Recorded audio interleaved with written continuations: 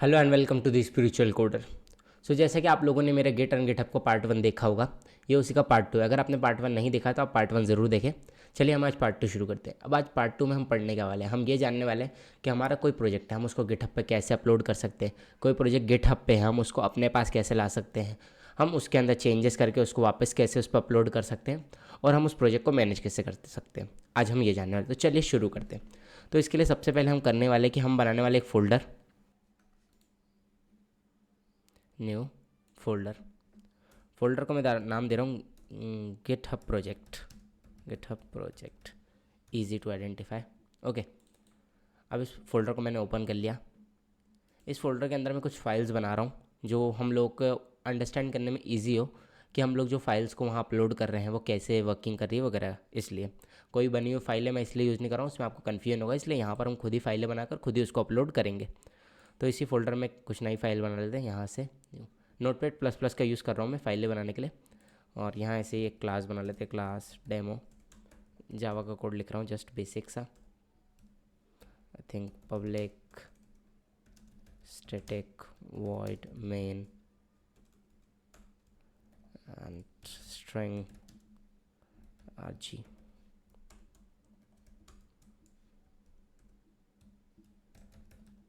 System dot out dot println and double quote में print करा देते हैं गिटहब इजी। इसको कर लेते हैं हम हमारे उसी फोल्डर में सेव, डेस्कटॉप पे। फोल्डर का नाम है गिटहब प्रोजेक्ट, और इसको नाम दे देते हैं वही जो इसका नाम है बाय डिफ़ॉल्ट, डेमो डॉट जावा, जो क्लास का नाम है, और इसको हमने कर दिया सेव। ठीक है, अब हमारे इस फोल्डर में फ़ाइल आ चुकी है।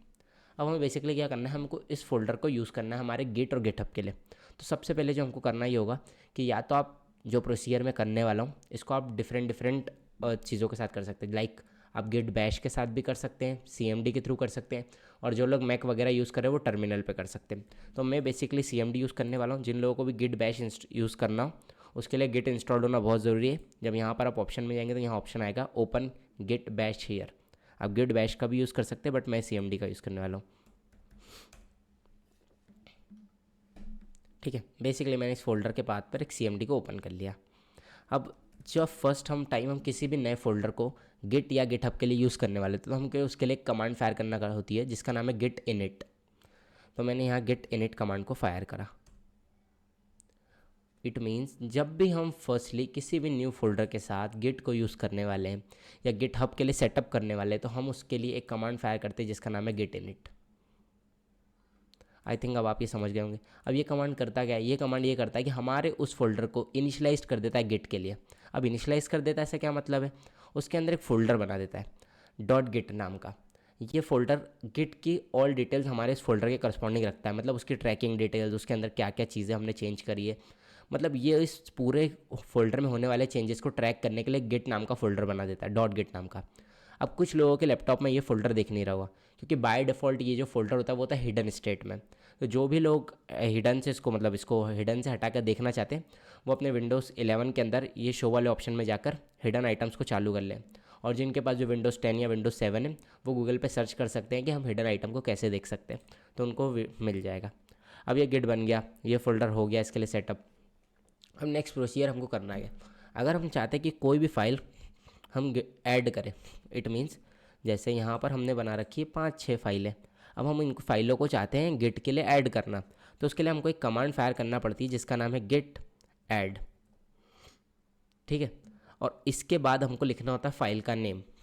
अगर आपके पास जैसे कुछ ही फाइल है, जैसे सपोज़ मेरे पास 2 या 3 फाइल है या एक ही फाइल है, तो मैं उसका नाम दे सकता हूँ। बट सपोज़ मेरे पास मल्टीपल फाइल्स है, 1000 ऑफ फाइल्स है, मेरे को सबको ऐड करना है, तो मैं उसके लिए लगा सकता हूँ डॉट। डॉट का मतलब होता है ऑल फाइल्स, और अगर आप चाहते हैं कोई फिक्स्ड फाइल को ऐड करना तो आप उसके लिए उसका नाम यहाँ पर टाइप कर सकते हैं। बट इसके पहले मैं आपको एक कमांड और फायर करके दिखाना चाहता हूँ जिसका नाम है गिट स्टेटस। ये कमांड क्या करेगा, हमको करंट फाइलों का स्टेटस बताएगा। जैसे कि अभी अगर हम देखें तो यहाँ रेड कलर में लिखा आ रहा है डेमो डॉट जावा, मतलब जो फाइल हमने बनाई थी वो फाइल रेड कलर में आ रही है, और ऊपर लिखा आ रहा है अनट्रैक्ड फाइल। अब इसका क्या मतलब है, गिट स्टेटस में फायर करने में रेड कलर में आई, अनट्रैक्ड फाइल लिखा रहा है, इससे मतलब क्या है, इसका मतलब ये है कि ये फाइल जो है अभी तक गिट के लिए या गिटहब के लिए ऐड नहीं हुई है। अब आप लोग यहाँ सोच रहे होंगे मैं गिट और गिटहब दोनों क्यों बोल रहा हूँ, क्योंकि बेसिकली हमको अगर गिटहब पे कुछ भी डेटा को भेजना है तो हम उसके लिए पहले इसको गिटहब पे ऐड करते हैं, फिर हम उसको गिटहब पे भेजते हैं, मतलब पुश करते हैं। इसलिए मैं आपको दोनों वर्ड्स यूज़ करूँ ताकि आप लोगों को कन्फ्यूजन ना हो, ठीक है। अब बेसिकली क्या है, अभी ये रेड कलर में आ रही है, मतलब ये फाइल अभी एडेड नहीं है, और अनट्रैक्ड मतलब ये ट्रैक नहीं हो रही है। अब अगर हम इसके लिए फायर कर दें गेट ऐड, और मैं यहाँ डायरेक्टली डॉट लिख रहा हूँ ताकि ऑल फाइल्स ऐड हो जाए। अब मैं फिर से अगर गेट स्टेटस कमांड फायर करूँ तो इसका कहने का मतलब हाँ, अब ये फाइल जो है ये ग्रीन कलर में हो गई और ये आ गई है ट्रैक्ड स्टेट में, मतलब अब ये फाइल ट्रैक होने वाली हो रही है। अब अगर हम चाहते हैं कि इसको इसके नेक्स्ट स्टेज में भेजें, अब सबसे पहला डाउट जो आता है कि अगर हम किसी भी फाइल को ऐड करते हैं तो वो जाती कहाँ है, तो उसके लिए हम चलते हैं हमारी स्क्रीन पे और समझते हैं, ठीक है। बेसिकली सपोज़ कोई मेरी एक फ़ाइल है, इसको नाम देता हूँ डेमो। अगर आप इसके करस्पॉन्डिंग फायर करते हो ऐड कमांड तो ये चली जाती है, एक स्टेज नाम का एरिया होता है, STAGE, ये गिट के पास एक एरिया होता है, उसमें ऐड हो जाती है। जो भी फाइलें इसमें होती हैं गिट इनको ट्रैक कर रहा होता है। अब इसके आगे क्या क्या प्रोसीजर है वो हम आगे समझेंगे, बट अभी इतना समझना है कि ऐड करने पे जो फाइल होती है वो एक स्टेज नाम का एरिया होता है, उसके अंदर चली जाती है, और उसके अंदर जो भी फाइलें होती है गिट उनको ट्रैक कर रहा होता है। आई थिंक अभी आप लोग इतना समझ गए होंगे। चलिए अब हम आगे देखते हैं, हमारे चलते फोल्डर पे और CMD पे। अब ये फाइल हो गई है हमारी ऐड। अब जो हमको नेक्स्ट कमांड इसके लिए फायर करनी है वो करनी है git commit command, git commit -m double quote, और इसमें पास करना है हमको एक मैसेज। अब ये मैसेज किस पर्पज़ से पास करना है, जैसे कि सपोज़ आप गिटहब पे 5 लोग काम कर रहे हैं। अब आपने गिट पे कुछ पुश करा, मतलब आपने गिटहब पे कुछ पुश करा। अब आपका जो फ्रेंड है या जो भी आपके कलीग्स हैं या जो भी आपके साथ कोलेबरेट करके काम कर रहा है वो कैसे समझेगा कि आपने जो करंट कमिट करा है उसके अंदर क्या चीज़ें थी, तो वो समझेगा इस मैसेज के थ्रू। सपोज़ मैं कोई लॉगिन वाले फीचर पे काम कर रहा था तो मैंने यहाँ लिख दिया लॉगिन फीचर, तो जो भी अब इस कमांड इसको देखेगा वो ये समझ जाएगा कि इस वाले कमिट में हमने लॉगिन के फीचर को इंक्लूड करवाया था, मतलब हमने हमारे कोड में लॉगिन का कोड ऐड कर दिया था हमारी फाइल्स में, और उन फाइल्स को हमने गिटहब पे पुश कर दिया। अब अभी मैं कमिट करूँगा, अभी तो ये कमिट नहीं होगा। बेसिकली ये इसलिए नहीं होगा क्योंकि जब हम कभी भी गिट को फर्स्ट टाइम सेटअप करते हैं तो हमको उसके करस्पॉन्डिंग यूज़र नेम और ईमेल देना होता है। इट मीन्स क्या, जैसे कि अगर आप कभी कमिट करते हैं तो वो उस कमिट के करस्पॉन्डिंग कुछ डिटेल्स स्टोर करता है, जैसे कि ये कमिट किया किसने है और ये कमिट किस ईमेल एड्रेस से हुआ है। तो इसके लिए गिट को चाहिए होती है आपकी कुछ डिटेल्स, और मैंने अभी तक गिट की कोई डिटेल्स दी नहीं है, तो इसलिए मुझे डिटेल्स देना पड़ेगी। अब कुछ लोगों के मन में ये डाउट हो रहा होगा क्या डिटेल्स हमको हर बार देना पड़ेगी? नहीं, ये आप अपने हिसाब से सेटअप कर सकते हैं। आप चाहे तो आप एक बार दे दें जो हर बार के लिए यूज़ हो, आप चाहे तो हर फोल्डर के लिए भी डिफरेंट डिफरेंट कर सकते हैं, मतलब हर एक नई रिपोजिटरी के लिए अगर आप चाहते हैं कि आपको ईमेल और यूज़र नेम चेंज करना तो आप वो भी कर सकते हैं। अब इसका क्या फ़ायदा होगा अगर हम हर रिपोजिटरी के लिए अपना नेम और ईमेल चेंज करें। सपोज़ आप एक ही लैपटॉप से 5 या 2-3 दोस्त गिट को यूज़ करते हैं, तो आप अगर सबके लिए एक जैसा सेटअप कर देंगे तो सबके करस्पॉन्डिंग एक ही ईमेल चल रहा होगा, पर आप तो चाहते हैं कि मल्टीपल दोस्त काम करें, सब अपने अपने ईमेल से काम कर पाए। तो आप अपना पर्सनल भी सेट कर सकते हैं और आप ओवरऑल एक पीसी के लिए भी सेट कर सकते हैं। तो चलिए मैं आपको ये करके दिखाता हूँ। तो जैसे कि यहाँ पर भी कमांड वैसे लिखी आ ही रही है, गेट कॉन्फिग -ग्लोबल ग्लोबल, तो इसको ही करना है हमें करना है गेट कॉन्फिग -ग्लोबल। अब ये जो ग्लोबल लिखा है मैंने हाइफन, इसका मतलब है ऑल के लिए, मतलब पूरे कंप्यूटर के लिए। इस लैपटॉप से अब जो भी कमिट्स वगैरह होंगे उसके सबके लिए यही चलेगा कॉमनली। अगर मैं इसको डायरेक्ट हटा दूँ, सिर्फ अब मैंने सिर्फ गिट कॉन्फिग लिखा और इसके बाद लिख दिया यूज़र डॉट नेम, और यहाँ अगर लिख दिया सपोज मैं अपना नाम लिख देता हूँ अमित यादव। अब इस केस में क्या होगा, अभी ये पर्सनल रिपोजिटरी के लिए, पर्सनल रिपोजिटरी के लिए क्यों, क्योंकि मैंने यहाँ पर ना कोई गेट हाइफन ग्लोबल लिखा है, ऐसा कुछ मैंने मेंशन करा नहीं है, तो ये सिर्फ इसी रेपोजिटरी के लिए। अगर मैं यहाँ गेट कॉन्फिग ग्लोबल लिख दूंगा तो ये पूरे कंप्यूटर के लिए हो जाएगा, मतलब इस पूरे कंप्यूटर में अब कहीं से भी कोई भी कमिट होगा तो उसके लिए जो नेम यूज़ होगा वो अमित यादव ही यूज़ होगा। आई थिंक आप समझ पा रहे होंगे। अभी ग्लोबल कर देता हूँ मैं ताकि ईजी आप लोग समझ पाए, ठीक है। और इन कमांड्स के लिए आप चिंता मत कीजिएगा, इसके लिए मैं आपको नोट्स प्रोवाइड कर दूंगा जिसके अंदर ये सारी कमांड्स होगी, तो आप बस अभी समझ लीजिए क्या चीज़ को हम कैसे यूज़ कर रहे हैं। अभी इस कमांड से क्या हो गया, इस कमांड से हमारा नेम सेट हो गया। क्या सिर्फ नेम सेट करना काफ़ी है? नहीं, नेम सेट करना भी काफ़ी नहीं है। अभी मैं अगर फिर से कमिट करके दिखाऊं तो फिर से वही दिक्कत बोलेगा, मतलब सिर्फ नेम नहीं, हमको ईमेल भी सेट करना है। तो ईमेल के लिए भी same, git config hyphen global user dot email, और उसमें लिख दिया मैंने डबल कोट में अपना ईमेल yma4757@gmail.com। ओके, अब अगर मैं कमिट करता हूँ तो मेरा कमिट हो चुका है सक्सेसफुल, ये लिखा आ रहा है 1 फाइल चेंज्ड 7 इंसर्शंस। ये हमारा बता रहा है कि हमारे जो कमिट है ये हो चुका है, ऐसा फीचर लिखाना। अब अगर हमें देखना है कि हमारा कमिट हुआ है तो वो कमिट कैसे, तो हम कमिट को कैसे देख सकते हैं, तो उसके लिए एक कमांड होती है जिसका नाम होता है गिट लॉग। जब हम इस कमांड को फायर करते हैं तो इसमें हमारे सारे कमिट दिखते हैं। अब सबसे पहले माइंड में कुछ डाउट्स आ रहे होंगे कि ये ऐड क्यों करना है, कमिट क्यों करना है। अब सबसे पहले मैं आप लोगों को एक चीज़ समझा दूँ, जो डाउट मुझे भी मेरे टाइम पे था और आई थिंक सभी लोगों को होता है कि क्या हमको गिट और गिटहब को साथ में यूज़ करना ज़रूरी है, क्या हम गिटहब को पर्सनली यूज़ कर सकते हैं और क्या हम गिट को भी पर्सनली यूज़ कर सकते हैं। तो हाँ, आप चाहें तो दोनों को सोलो भी यूज़ कर सकते हैं। मतलब अगर आपको गिटहब की ज़रूरत नहीं, आप सिर्फ अकेले ही प्रोजेक्ट पे काम करने वाले और आपको सिर्फ वर्जन कंट्रोल सिस्टम चाहिए, सपोज़ आप अकेला पर्सनल कोई प्रोजेक्ट बना रहे हो और आपको सिर्फ वर्जन कंट्रोल सिस्टम चाहिए खुद के लिए, तो आपको गिटहब की कोई नीड है क्या? नहीं, आपको किसी और के साथ कोलैबोरेट करना नहीं है, आपको इंटरनेट पे अपना प्रोजेक्ट अभी रखना नहीं है, तो आप इसको क्यों ही यूज़ करेंगे? तो आप गिट का यूज़ कर सकते हैं। लेकिन सपोज़ अगर आपको चाहिए वर्जन कंट्रोल सिस्टम प्लस आपको इंटरनेट पे भी चाहिए, तो आप इन दोनों को साथ में कोलैबोरेट करके यूज़ करते हैं। मतलब आप अपने पीसी में गिट को यूज़ करते हैं और अपने प्रोजेक्ट को बाय डिफ़ॉल्ट गिटहब पर रखते हैं, इस टाइप से। तो चलिए अब हम चीज़ें समझते हैं कि हमारा प्रोजेक्ट कभी भी अगर हमको गिटहब पे पहुंचाना है तो उसको पहुंचाने के लिए क्या करना पड़ता है। तो इसके लिए एक बहुत अच्छा डायग्राम है मेरे पास, ये रहा। ठीक है, अब हमारे वर्किंग डायरेक्टरी है ये, सपोज़ ये हमारा वर्किंग डायरेक्टरी है, जो फोल्डर हमने बनाया था गिटहब प्रोजेक्ट, तो मैं इसके लिए इसको नाम लिख देता हूँ GP, मतलब गिटहब प्रोजेक्ट।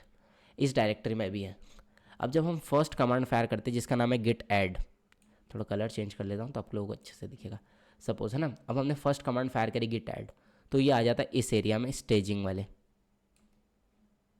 ये कलर भी नहीं दिख रहा, ब्लैक। ठीक है, अब जब मैं ये कमांड फायर करता हूँ तो आपका जो कोड आ जाता है वो आ जाता है स्टेजिंग एरिया, मतलब आपके चेंजेस। देन आप जब कमांड फायर करते हैं गिट कमिट, तो ये आ जाता है आपके लोकल रेपो में, मतलब आपके गिट के पास अब ये आ गया है। सबसे पहले हम गिट ऐड कमांड फायर करते हैं तो ये स्टेजिंग एरिया में आ जाता है। देन हम कमिट फायर करते तो ये लोकल रेपो में आ जाता है। लोकल रेपो मतलब आपका एक लोकल पे एक फोल्डर है, ऐसा समझ सकते हैं आप, जो कि गिट मैनेज कर रहा है, और उसके अंदर आ गई आपकी फाइल सपोज डेमो नाम की। ठीक है, ये एग्जाम्पल के लिए मैं आपको समझा रहा हूँ। आपका गिट कोई फोल्डर मैनेज कर रहा है, ये है आपकी लोकल रेपो LR, इसमें अब आपका फोल्डर आ चुका है। अब आप जब नेक्स्ट कमांड फायर करते हैं जिसका नाम है गिट पुश, तो ये आपके इस प्रोजेक्ट को यहाँ से लेके जाता है गिटहब पे। अब ये है गिटहब। इट मीन्स सबसे पहले हम किसी भी प्रोजेक्ट के लिए ऐड कमांड फायर करते हैं जिससे वो आ जाए स्टेजिंग एरिया में। देन हम कमिट फायर करते हैं जिससे वो हमारे लोकल रेपो में आ जाए। देन हम फायर करते हैं पुश कमांड। जब हम पुश कमांड को फायर करते हैं तो वो हमारे गिटहब पे हमारे रिमोट पे चला जाता है। आई थिंक इतना अब आप समझ पाएंगे। अब फिर भी एक डाउट और आता है कि हमको ये दो स्टेप ऐड और कमिट, ये 2 स्टेप क्यों दी? सिंगल एक ही स्टेप देना था जिससे डायरेक्ट यहाँ से सीधे उठे और डेटा चले जाए यहाँ। बट देखिए, सपोज़ आपके पास थाउजेंड्स फाइल है, आपको कुछ ही फाइल को कमिट करना है, कुछ को नहीं करना है। तो अगर ऐड वाला फीचर नहीं दिया होता तो आप ये कैसे डिसाइड करते कि आपको किन फाइलों को ऐड करना है, किन को नहीं ऐड करना है? इस पर्पज़ से उन्होंने इसको अलग अलग फॉर्म में दिया। अब फिर सोचने में एक पॉइंट आएगा कि क्या हम डायरेक्टली ऑल फाइल्स को एक साथ कमिट कर सकते हैं? हाँ, तो इसके लिए भी एक कमांड दी हुई है जिसका नाम है गिट कमिट -a, और देन जो हमारी कमिट की नॉर्मल कमांड होती है उसको पूरा कैरी ऑन करना है आपको। वो कमांड से आपकी फाइलें डायरेक्ट विदाउट आप ऐड करे भी पहुंचा सकते हैं। इसका क्या मतलब है? जैसे सपोज़ हमारी कोई फाइल है तो हम पहले उसको करते हैं ऐड, देन हम उसको करते हैं ऐड के बाद यहाँ से कमिट। अगर हमको पता है कि सारी फाइलों को हमको एक बार में करना है तो आप डायरेक्ट एक कमांड के थ्रू भी इस स्टेज पे आ सकते हैं। मतलब इन्होंने ऐसा फीचर भी दिया है।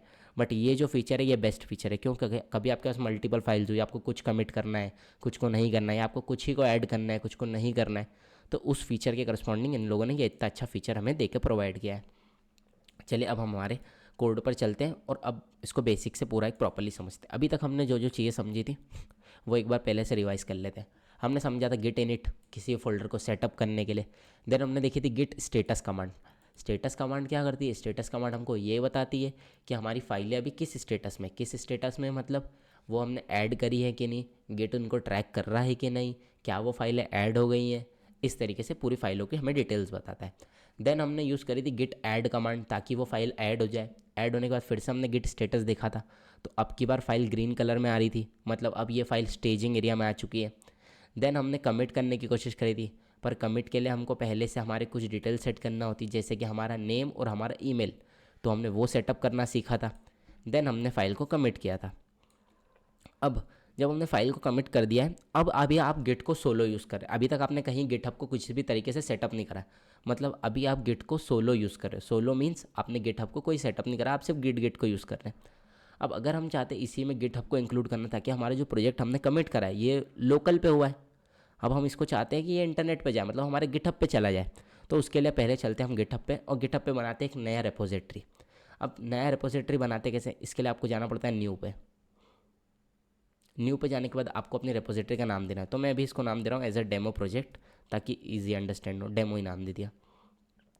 देन आप अपने इस प्रोजेक्ट का डिस्क्रिप्शन दे सकते हैं, मतलब जैसे आप कोई पर्टिकुलर नई रेपोजिटरी बना रहे हैं, जैसे कि आपने नोट जेएस में अपना पोर्टफोलियो बनाया, तो आप उसका यहाँ पर डिस्क्रिप्शन दे सकते हैं कि हाँ this is my portfolio where I will declaring all the details about me, और अपना इंट्रो वगैरह ऐसी चीज़ें लिख सकते हैं जिससे वो समझ पाए कि इस रेपोजिटरी में क्या है। इसके अलावा साथ ही साथ आप इसमें डिसाइड कर सकते हैं कि आपको पब्लिक रेपो बनाना है या प्राइवेट रेपो।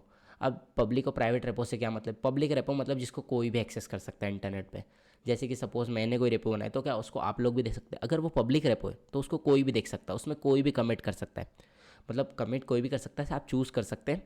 और प्राइवेट रेपो क्या होता है? प्राइवेट रेपो को हर कोई व्यू नहीं कर सकता, उसको सिर्फ वही लोग व्यू कर सकते हैं जिनको परमिशन होती है। अब परमिशन देते कैसे, वो सब चीज़ें हम आगे समझेंगे, बट आप ये इतना समझ सकते हैं प्राइवेट वो चीज़ें जो हम सिक्योर रखना चाहते हैं, पब्लिक रेपो वो जिसको हम चाहते हैं कि सब लोग देखें। जैसे कि हमने बताया था कि आप चाहते हैं कि आप किसी को अपने रिज्यूम में यूआरएल दें तो वो भी देख पाए, तो उसके लिए आप पब्लिक वगैरह को नॉर्मली यूज़ करते हैं, पब्लिक रेपो को। अब देन एक चीज़ आती है जिसका नाम है ऐड रीडमी फाइल। तो रीडमी फाइल क्या होता है? जिन लोगों ने भी थोड़ा भी सॉफ्टवेयर डाउनलोड या इंस्टॉल करेंगे उनको पता होता है कि उनके साथ में एक रीडमी फाइल आती है जो हमको बताती है कि इस सॉफ्टवेयर को इंस्टॉल कैसे करना है, इसको यूज़ कैसे करना है। तो डिस्क्रिप्शन हमें बताता है कि ये सॉफ्टवेयर करता क्या है, और रीडमी फाइल हमें बताता है कि इसको बेसिकली यूज़ कैसे करना है, स्टार्ट कैसे करना है। इस टाइप की बेसिक डिटेल्स हमको रीडमी फाइल से पता चलती है। तो अभी हमारे प्रोजेक्ट में हमको रीडमी फाइल की कोई नीड नहीं है, इसलिए हम नहीं बनाते, सिर्फ क्रिएट रेपोजिटरी कर लेते हैं। अब जब आप रिपोजिटरी को बनाते हैं विदाउट रीडमी फाइल, ठीक है, मेंशन कर रहा हूँ विदाउट रीडमी फाइल, तो आपको ऐसे सारी कमांड्स लिखी हुई आती है। अगर आप रीडमी फाइल के साथ बनाएंगे तो आपको कमांड लिखी हुई नहीं आएगी। पहले ही मैं आपको एक चीज़ बता दूँ, नहीं तो कुछ लोग सोचते हैं कि जब भैया ने बनाई थी तब तो कमांड्स आ रही थी, हम लोगों ने बनाई तो नहीं आई। तो अगर आप रीडमी फाइल के साथ अपनी रिपोजिटरी को बनाएंगे तो ये कमांड्स लिखी नहीं आएगी, लेकिन अगर आप विदाउट रीडमी के साथ बनाएंगे तो आपको ये फाइल सब कमांड लिखी हुई आएगी। अब हमको करना क्या? अब हमको करना ये कि हमारे इस रेपोजिटरी को हमारे लोकल वाले इस फोल्डर से लिंक करना है, ताकि हम यहाँ से डेटा उधर भेज पाए। समझ में आया? हम लोकल को लिंक करना चाहते हैं हमारे इंटरनेट पे, हमारे जो गिटहब है उससे। तो इसके लिए आपको एक कमांड फाइन करना पड़ती है, इसका नाम है गेट रिमोट ऐड ओरिजिन। और इसके बाद आपको देना होता है, आपके गिटहब पे एक लिंक होता है, और वो लिंक कहाँ है? ये रहा। ये जो आपका लिंक है आपको इसको कॉपी करना है और इस लिंक को यहाँ पर जाके कर देना है पेस्ट। अब मैं आपको एक बार ये कमांड समझा दूँ। गिट रिमोट, बेसिकली रिमोट से मतलब वो होता है जो भी हमारे इंटरनेट बेस्ड, हमारे हम cloud based repository hosting system use कर रहे हैं उसके करस्पॉन्डिंग हम रिमोट वर्ड यूज़ करते हैं। जैसे कि आप गेट के अलावा गेट लैब वगैरह ऐसा भी कुछ यूज़ करेंगे तो वहाँ भी आप इसी तरीके से रिमोट लिखेंगे। अब ये ओरिजिन से क्या मतलब? ओरिजिन जस्ट एक नेम है। अब इसको हम ओरिजिन ही क्यों देते हैं? क्योंकि बेसिकली हमारी कंपनी के लेवल पे जो टर्मिनोलॉजी चलती है उसमें यहाँ ओरिजिन ही यूज़ करते हैं, इसलिए सब लोगों का मसल मास कनेक्शन में आ जाता है कि सब लोग ओरिजिन ही बोलते हैं बेसिकली।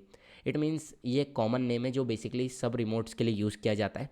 अगर आप मल्टीपल रिमोट्स एक साथ कनेक्ट करें तो आप कुछ और नाम भी यूज़ कर सकते हैं। मतलब क्या मैं इस ओरिजिन को चेंज करके कुछ और लिख सकता हूँ? हाँ, आप जो चाहे वो लिख सकते हैं, कुछ भी नाम दे सकते हैं। बट जहाँ भी अब मैं नेक्स्ट कमांड में ओरिजिन वर्ड यूज़ करूँगा वहाँ आपको वो नाम यूज़ करना होगा जो नाम आप यहाँ दे पास कर रहे हैं। आई थिंक आप ये समझ गए होंगे। अगर आप रिमोट को ऐड करते टाइम यहाँ पर ओरिजिन की जगह कुछ और लिखते हैं तो अब आगे आने वाली जो भी कमांडों में ओरिजिन लिखूँगा उस जगह आपको वो नाम लिखना है। तो अब अगर मैं ये कमांड फायर करता हूँ तो ये कमांड क्या करेगी? ये कमांड मेरे इस रेपोजिटरी को अपनी ग्लोबल वाली रिपोजिटरी से लिंक कर देगी। ग्लोबल से मतलब है रिमोट वाली रिपोजिटरी, ओके ठीक है। अब नेक्स्ट अगर मैं कमांड फायर करूँ गेट पुश -u लिख के भी कर सकता हूँ, बट मैं अभी नॉर्मली समझा देता हूँ ओरिजिन, और ओरिजिन के बाद मैंने लिख दिया सपोज मास्टर, ठीक है। अब मैं क्या कर रहा हूँ, मैं पुश कर रहा हूँ मास्टर पे मेरे कोड को। अब ये मास्टर क्या है ये सब ब्रांचिंग के टाइम समझना है। अभी आप बस इतना समझ लीजिए कि पुश कमांड जो होता है उसमें हमको हमारे रिमोट का नाम देना होता है और नेक्स्ट देना होता है ब्रांच का नाम। अब ये ब्रांचिंग होता क्या है, रिमोट क्या होता है, ये सब आगे जैसे जैसे कमांड में यूज़ होंगे आपको मैं तब समझाऊंगा। बट अभी आपसे इतना समझ लीजिए कि पुश करने में हमको सिर्फ अपने ओरिजिन देना होता है। ओरिजिन मीन्स यहाँ जो आपने नाम यूज़ करा है, सपोज़ आपने यहाँ पर नाम यूज़ करा होता पिछली कमांड में ओरिजिन के बजाय कुछ और, सपोज आपने लिखा होता है यहाँ पर ओरिजिन की जगह ABC, तो आप पुश करते टाइम ही यहाँ पर लिखते ABC, ओके। और अगर मैं एंटर करूँ तो अभी अब मेरे से कुछ डिटेल पूछेगा। अब ये डिटेल्स क्या हैं वो समझाता हूँ मैं आपको।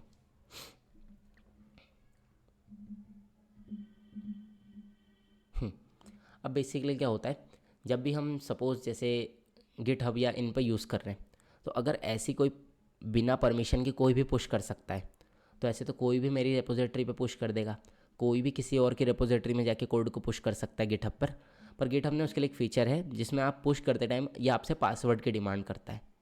अब पासवर्ड की डिमांड के लिए आप यहाँ पर साइन इन विद ब्राउज़र कर सकते हैं और साइन इन विद कोड कर सकते हैं, या आप डायरेक्ट साइन अप करके भी अपना अकाउंट से इससे लिंक कर सकते हैं ताकि आपका पुश वहाँ पर सबमिट हो जाए। बट सपोज़ जैसे कि आप कंपनी में कोलैबोरेट कर रहे हैं, अब जो प्रोजेक्ट है वो रेपोजिटरी आपके गिटहब के अकाउंट पे रखी हुई है, अब आप चाहते हैं कि उस पर और भी लोग पुश करें, तो उसके लिए क्या करना पड़ता है, उसके लिए एक टोकन नाम का फीचर होता है जिसको हम आगे डीप में समझेंगे जब हम कोलैबोरेट करके समझाएंगे डिफरेंट डिफरेंट फोल्डर्स के साथ कि टोकन से क्या मतलब है, तो तब आप समझ पाएंगे कि टोकन का क्या बेनिफिट है। तो बेसिकली अभी आप इतना समझ लीजिए कि आपको यहाँ पर साइन इन विद ब्राउज़र करना है और उससे आपका काम हो जाएगा। अब जैसे अगर मैं यहाँ साइन इन विद ब्राउज़र करूँ तो ये मुझे मेरे ब्राउज़र पे ले जाएगा और इधर मेरा पुश कंप्लीट हो गया। आप लोगों के पास एक ऑप्शन आएगा बटन क्लिक करने के लिए, मैंने पहले कर चुका हूँ इसलिए मेरे पास नहीं आ रहा है, बट आप लोगों के पास एक ऑप्शन आएगा ग्रीन कलर का बटन, आपको उसको प्रेस करना होगा तो फिर आपका ये पुश कंप्लीट होगा। अब ये जो इतनी लाइनें लिखी आ रही है ना, ये बता रही है कि आपका जो पुश है वो कंप्लीट हो चुका है, ठीक है। तो इससे अब हुआ क्या, हमारा कोड जो है वो हमारे यहाँ पर आ चुका होगा। अगर मैं इस पेज को अब रिलोड करूँ तो आप देख सकते हैं कि मेरे गिटहब पे जहाँ अभी तक कमांड्स लिखी आ रही थी वहाँ वो फाइल आ रही है जो भी हमने उधर बनाई थी, ये रही वही file class demo public static word main string RG system dot out dot println GitHub. तो बेसिकली आप अभी तक इतना समझ गए होंगे कि हम हमारे कोड को पुश कैसे कर सकते हैं। आई थिंक आप लोगों को इतना समझ में आया होगा। अब अगर हम आगे प्रोसीजर को कैरी ऑन करें, तो अब अगर मैं यहाँ से कुछ कमांड्स फायर करूँ, जैसे कि अगर मैं फायर करूँ गेट स्टेटस, तो अब आप देखिए क्या लिखा रहा है, nothing to commit working tree clean. अब इसका क्या मतलब है, अब इसका मतलब ये है कि अभी आप लोगों ने जितनी भी फाइलें थी उनमें कोई मॉडिफिकेशन नहीं हुआ है, सारी फाइलें जितनी भी मॉडिफाइड या सब थी वो सब पहुंच चुके हैं आपके गिटहब पे, और आपकी जो ट्री है मतलब जो आपका पूरा अभी वर्किंग का फोल्डर है वो proper already up to date है, आपने कुछ भी उसमें ऐसा नया चेंज नहीं करा है। अब इसको कैसे समझाऊँ, अगर इसको समझाने के लिए मैं सपोज सिर्फ इसको 2 बार प्रेस कर दूँ और यहाँ पर मैं जाके फिर से एक बार फायर करूँ गिट स्टेटस कमांड, तो देखोगे आप यहाँ पर लिखा रहा होगा मॉडिफाइड, मतलब आपने फाइल में कुछ चेंज करा है।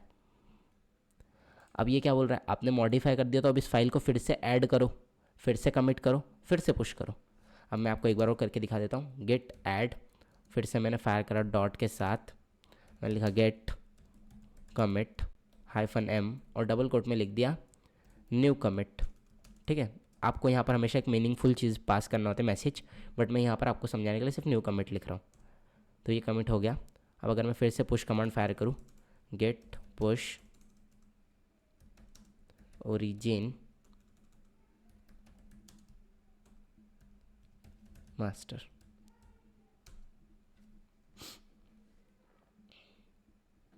तो ये कोड पुश हो चुका है। अब अगर मैं यहाँ पर जाके अपने इस कोड को रिलोड करूँ तो देखेंगे आप यहाँ पर 2 गिटहब हो चुके हैं। तो आई थिंक अब आप समझ पा रहे होंगे कि आप अपने कोड को गिटहब पर कैसे पहुँचा पा रहे हैं। इसके आगे का जो भी फीचर है वो नेक्स्ट वीडियो में मैं आपको समझाऊंगा कि आप कैसे क्लोन कर सकते हैं, कैसे आप पुल कर सकते हैं, कैसे आप वहाँ के चेंजेस को अपने पास ला सकते हैं, और इस टाइप की चीज़ें। देन मैं पार्ट 4 में आपको समझाऊंगा कि आपने सपोज़ कोई मिस्टेक कर दी, आप उसको रिवर्ट करना चाहते हैं, आपने कोई प्रॉब्लम कर दी, आप उसको रीसेट करना चाहते हैं, या आप वर्जन 2 तक चले गए, आप उसको रिवर्ट बैक करके वापस वर्जन 1 पे आना चाहते हैं, तो वो सब कैसे करते हैं। तो अगर आप ये सब सीखना चाहते हैं तो वीडियोज़ के साथ जुड़े रहें। इस वीडियो को मैं पार्ट्स में इसलिए रख रहा हूँ कि जिन लोगों को जिस भी चीज़ की नीड हो वो उतना पार्ट भी लर्न कर सकें। ओके, सो वीडियो को देखने के लिए थैंक यू।